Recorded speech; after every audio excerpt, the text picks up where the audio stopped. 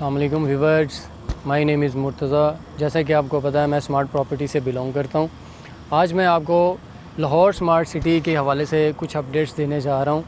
Lahore smart city जैसे कि आपको पता है एक वर्ल्ड लेवल प्रोजेक्ट लाहौर में बनने जा रहा है, जो कि दुनिया का 7वां और पाकिस्तान का दूसरा स्मार्ट सिटी बन रहा है।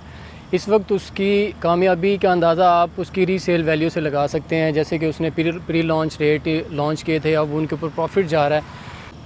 तो मैं आपको लाहौर स्मार्ट सिटी की रीसेल के बारे में अपडेट देना चाहता हूँ। उसके rate day by day increase हो रहे हैं।